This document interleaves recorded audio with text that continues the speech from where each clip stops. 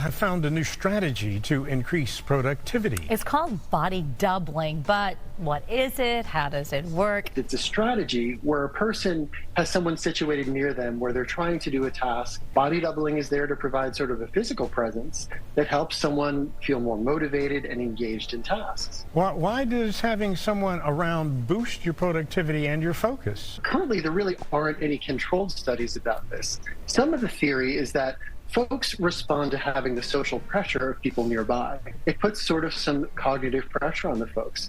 Currently, lots of folks are forming groups on social media where they have body doubles who will share a screen with you or jump on a FaceTime with someone. Body doubling. Essentially, body doubling involves having another person present while you're working on a task. Probably thinking, how can having someone just sitting there possibly help? And the answer lies in the power of social pressure. You see, when someone else is around, we tend to feel more accountable for our actions. We're more likely to stay on task because we don't want to appear lazy or unproductive. It's like having a silent productivity partner keeping us in check. This whole thing became popular on TikTok, where users started sharing their experiences and the benefits they've seen. You don't know what body doubling is. It's essentially like co-working. You get on FaceTime or Zoom with a colleague or a friend. You both separately do your tasks on mute, but it's like a silent accountability buddy. And I do it with my friends and colleagues. We all announce at the top of the hour what we're going to be working on. And then after an hour goes by, we check in to see how that's going. There are even apps dedicated to this concept where you can pay money for a body double to stare at you and take breaks with you. They're called a Fluke.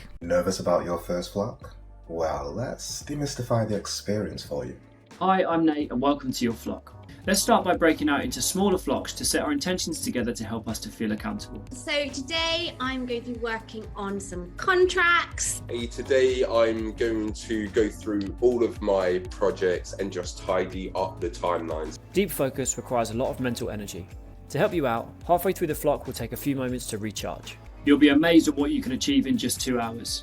And I look forward to seeing you on a Fluke very soon.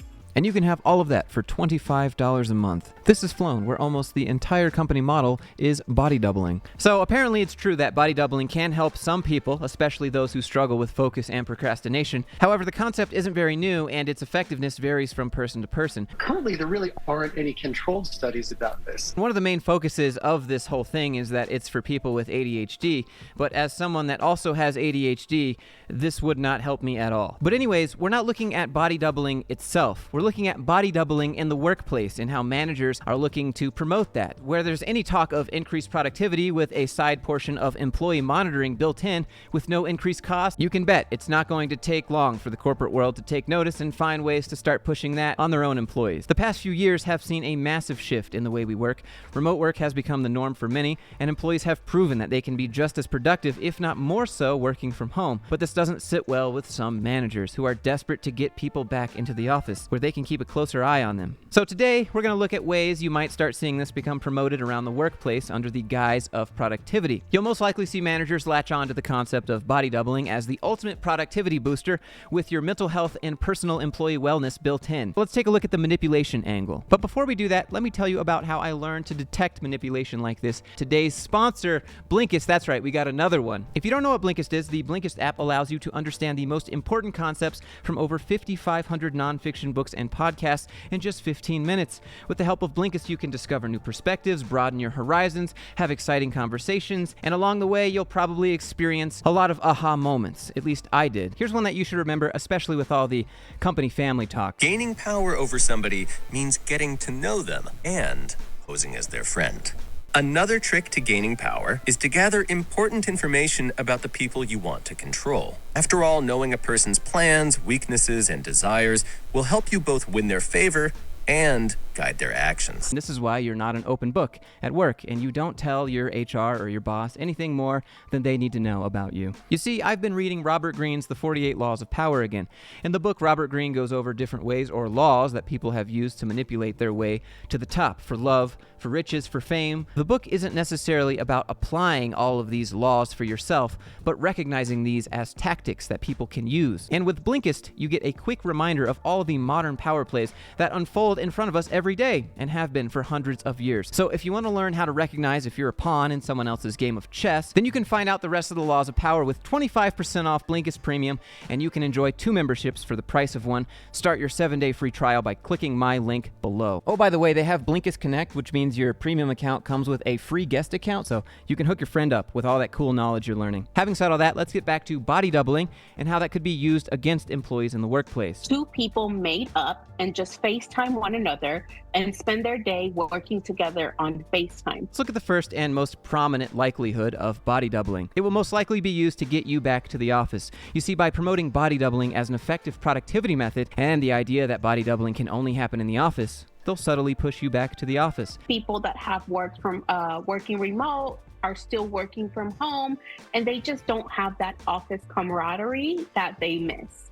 You see, the main issue here is peer pressure or social pressure. Managers might use body doubling as a trend to create a culture where employees feel obligated to participate or risk being seen as a less committed worker. And this could lead to a pretty toxic work environment where employees feel coerced into body doubling, even if it doesn't suit their working style. I actually perform a little bit better sometimes when I do this, and I have seen colleagues around me at our office and our office building also doing it. Next up, we have micromanagement. You see, with body doubling, managers might see an opportunity to micromanage their employees more closely. By having workers side by side, managers can keep a constant eye on their progress and monitor their every move. And one of the last things here is privacy. With body doubling, you're effectively giving up your personal space and working under a watchful eye of your partner. You see, the whole idea of body doubling uses the idea of being watched. In order to be watched, your webcam needs to be on. So instead of employee monitoring, why not promote body doubling? Not your boss or your manager watching you, it's just your coworker, your friend. And besides, it's for the employee's benefit, it's not for management. I'm sure everyone's starting to see how body doubling in the workplace could be a slippery slope if management and executives decide to make this a thing in the workplace. Again, while body doubling might work for some,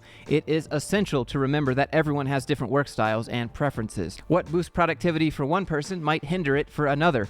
Employees, in my opinion, should be allowed to choose the work environment that suits them, assuming the productivity is there and the results are there, whether it's body doubling or working remotely or other productivity methods. Personally, body doubling isn't my cup of tea.